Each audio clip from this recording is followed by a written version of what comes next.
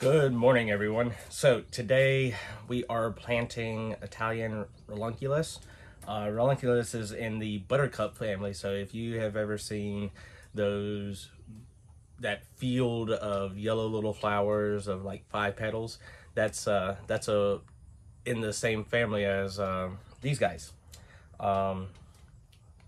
And they are called tubers. This one's a little dirty. I ordered these and they finally came in the mail. They are running a little late, but these are tubers for Ranunculus. This variety here is called Verne, which is a pink. And then I have another variety that I've already planted, and I'll show you how I'm starting them, called Nerone. And the Nerone is a super dark purple. However, these, different from the buttercups, field buttercups that you would see, is these have a lot more petals and they're super, look them up. They're a gorgeous flower, great for cut flowers, for production, and very striking.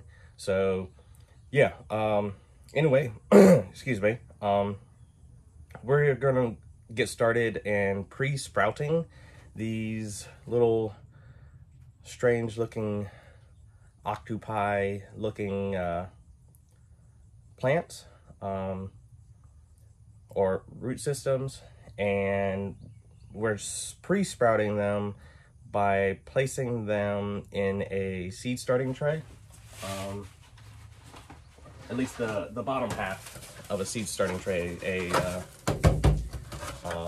10 by 20. I've already done this one here, back here. So yeah, we'll get started. So here is the seed starting tray that I'll be planting these tubers in. There's supposed to be like 25 of them, but it doesn't look like it. But a lot of these guys are quite large and they've kind of intergrown with one another. And I'll be careful, maybe, yep, there we go. I was able to separate that one into two. So we plant them with the tentacles pointing down. And see what happens. I've never grown these plants before, so we'll see how well they do. And I only have, that one might not make it, but I only have so these guys are copyrighted or patented by the breeder, and I can only grow these for cut flower production for 1 year. Then I gotta destroy them and buy new ones. But here in North Carolina, these guys aren't the best in overwintering. So let's see.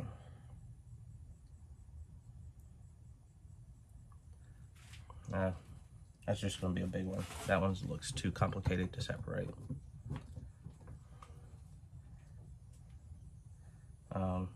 Which, place them all in here, giving them some space to grow. And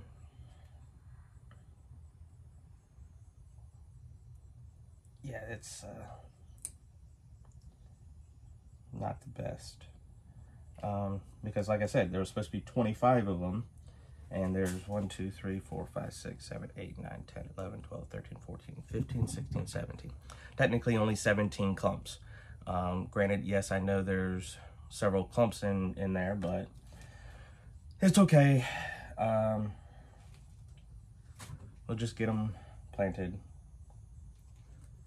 And there we go. So get them settled down in there, and I'll grab a little bit of soil.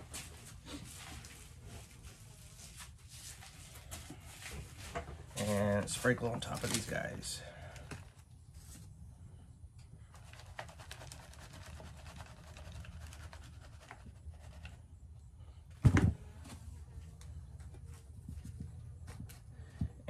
they want to stay moist, but not super wet. So we are only, this potting mix that or seed starting mix that I had started or made is fairly moist.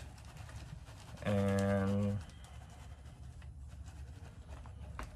I'll just do a light spray of water.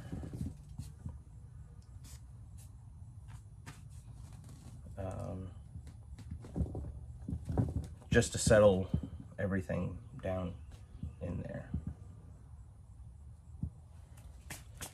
So I got a backpack sprayer right here, and it's only ever had water in it. Let's see.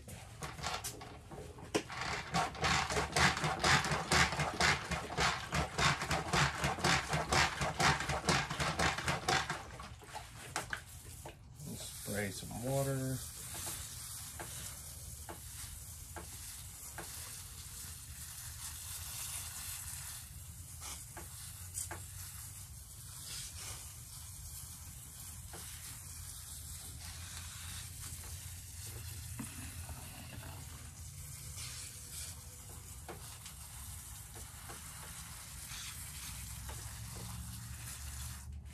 There we go. I'm gonna cover these guys up a little bit. So from also what I've been told or research, they sometimes like to stay kind of in the dark. So I could take another seed starting tray and set it over top of it for a few days and then come back. But these guys, in about 5 to 10 days, they should start growing these hair-like roots out of the tubers. And what I'll do is I'll come in here and lift one up and just kind of look. If they look like they're doing very well, I can transfer them into a larger pot like this, or plant them directly out in the field. If I do plant them, out in the field, they will require some type of protection from our winter, because we are in December, and they need winter protection. So I put a floating row cover over them, whatnot, and they should do just fine for me. Anyway, come on back. This is going to be a multi-part series, and if you have any questions, feel free to ask, and I'll talk to y'all later.